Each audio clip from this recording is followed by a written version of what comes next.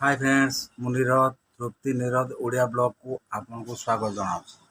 हाँ फ्रेंड्स, आज एक गैस्ट्रिक विषय रे आपन किसी धारणा देवाई भिडियोटी अच्छी आशा करे आपण यह शेष पर्यंत देखिए एवं यह आपण जीवन में निश्चित काम लगे। हाँ फ्रेंड, गैस्ट्रिक कहले कौन एवं गैस्ट्रिक को केमिति आपण प्रतिहत करें से विषय मु आपन को किछि धारणा देवाई ये भिडियोटी तैयारी करी। देखंतु प्रथम गैस्ट्रिक कौन? गैस्ट्रिक है सबु जीवजंतुर जमी खाद्य विभिन्न उपाय हजम होता है सेमिति मनीषर कौन हुए ना पानक्रियाज रु एक लाल क्षरित होता है। से लाल रे एसिड थाए और से एसिड ही आम खाद्य को हजम करें।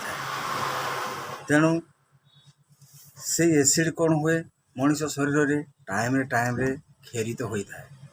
जदि एसिड खेरित हवा समय आपण को पेटरे कौन सी खाद्य नहीं तेबे से खाली पेटरे से एसिड पड़ुची आपण को पेटरे तेबे से कौन करिवो ना शरीर रे ताहा विभिन्न प्रतिक्रिया सृष्टि करिवो मतलब पेट को जलैबा, पेट बिंधा करिबा, छाती चिलचिल करिबा, तली पेट पीड़ा करिबा, मुंड बिंधिबा, मुंड बुलेइबा, परिस्रा बाटर एसिड जाइकी परिस्रा पुड़ीबा इत्यादि विभिन्न लक्षण नहीं आपन शरीर में यह विभिन्न प्रकार प्रतिक्रिया सृष्टि कर।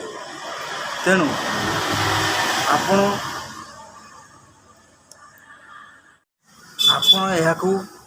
केमिति प्रतिहत करें से विषय आलोचना करिबा। देखंतु दिन को मिनिमम 4-5 लिटर पानी पीवा अभ्यास करंतु, जद्वारा कि एसिड कौन हम ना पानी सहित मिसिकी परिस्रा बाट दे झाड़ा बाट दे से बाहरी जाए जहाँकि शरीर में कौन प्रतिक्रिया सृष्टि करें। जदि आप पानी अधिका पी पारना टाइम रे खाई पारना टाइम रखु सकाल 7टा 8टा कि 9टा खाऊँ से टाइम खातु, बेलारे 11-12 गोटे आप कौ टाइम खाऊँ से टाइम खातु, राति 8-9-10 कौ टाइम आप खाऊँ से टाइम खातु। परफेक्ट गोटे टाइम आप पसंद करूँ से टाइम ही खातु। से टाइम खाइले कौन हम ना भगवान एमती सृष्टि कर एसिडटा ठीक से टाइम ही पानक्रियाज खेरित होगी खाद्य सहित मिसिकी हजम हो।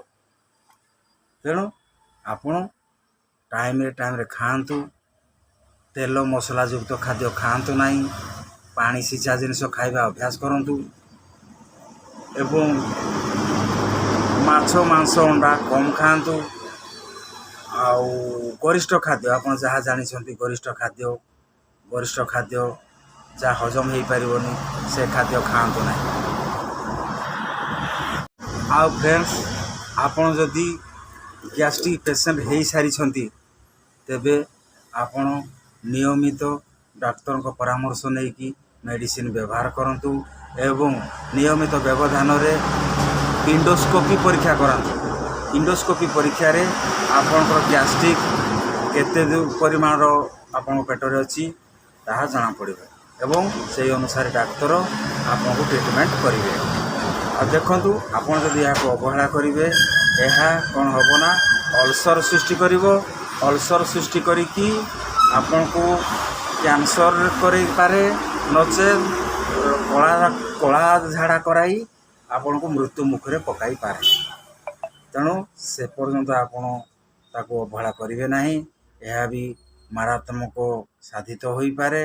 केबे अवहेला करेंगे नहीं, सुस्थ जीवन शैली